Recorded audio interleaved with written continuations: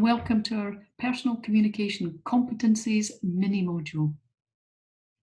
If you just give me a second, I'll just share screen and start the presentation.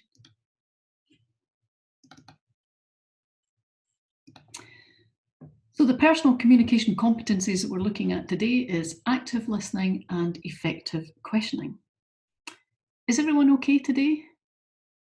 Did you do your tasks, your assignments, or your homework? Well, let's begin. Often we think about communication, we focus on the talking or the sending of the information, when in fact listening is the first and most important skill. Active listening means that we're accurately listening and having empathy with the speaker, as well as showing that we're paying attention to what is being said. So let's just check how good and accurate and active listener you are. If you could perhaps get very quickly a pen and a piece of paper handy. I'm going to read a couple of statements out to you, and there'll be a question at the end. You'll only get to hear this once, and as I say, there'll be a question. I'd like you to write your answer down on your piece of paper. So, if you're ready, we'll make a start. Imagine you're the captain of a ship sailing due north in the mid-Atlantic at a speed of 12 knots. After steaming at this speed in this direction for 30 minutes, the captain gives the order to the engine room to alter course through 180 degrees and then maintain the same speed on the new course for an hour.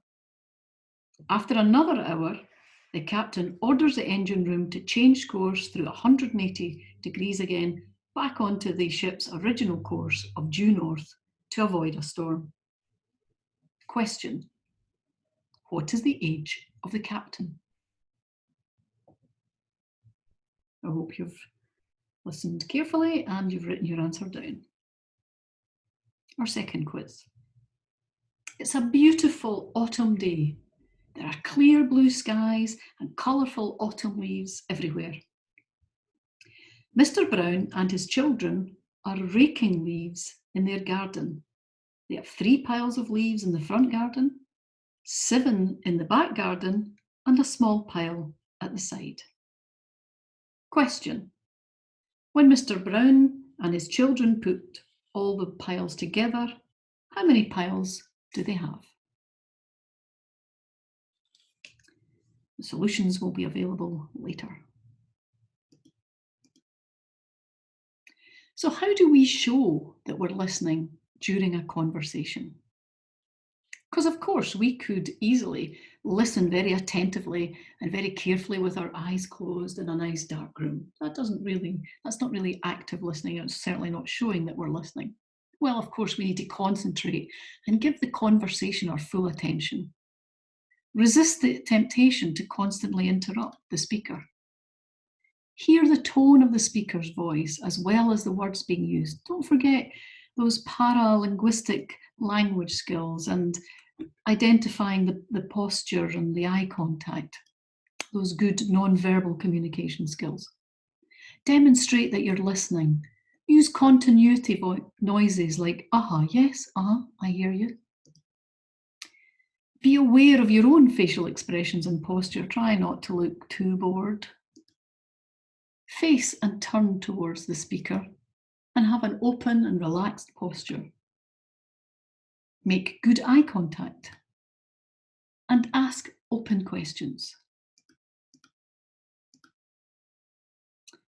Because very often we only listen to part of what is being said.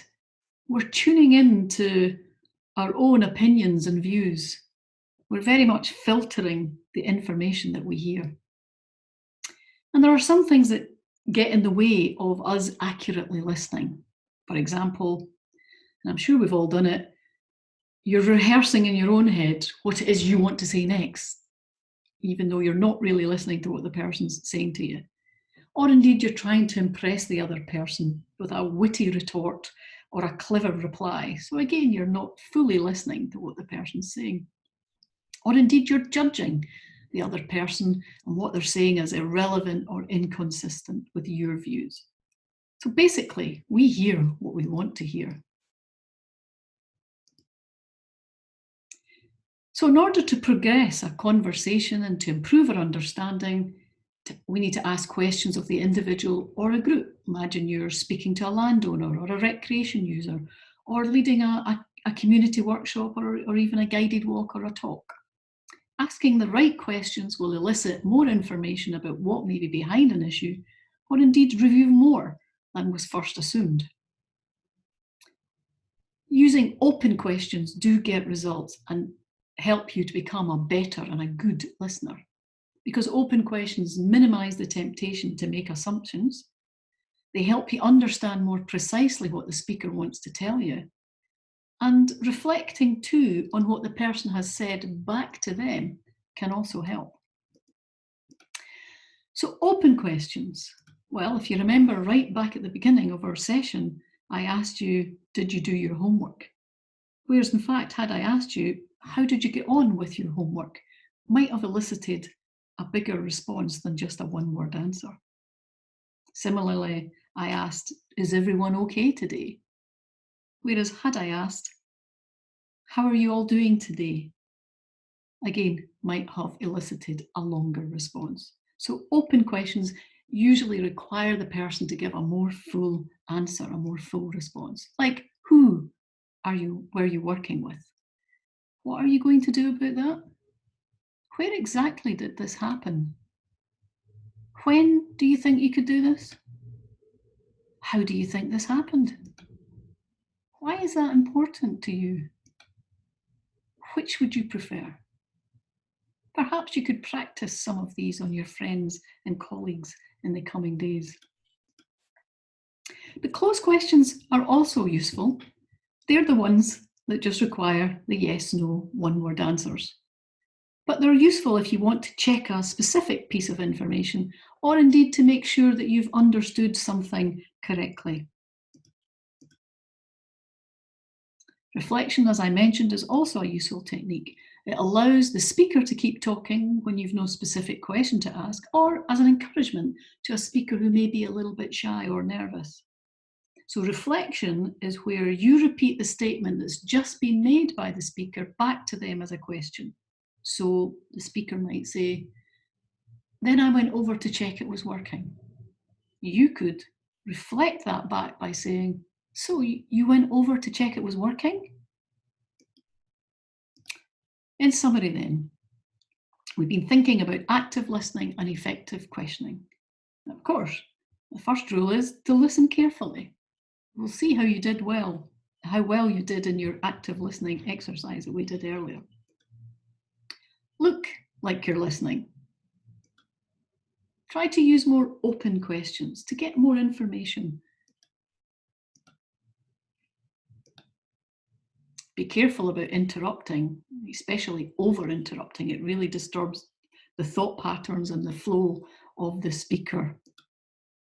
And remember, active listeners spend 70% of their time listening, but only 30% of their time talking. So I hope you'll have plenty of opportunities to not only use your non-verbal communication skills, but also these new active listening and effective questioning skills too. Okay, thanks very much.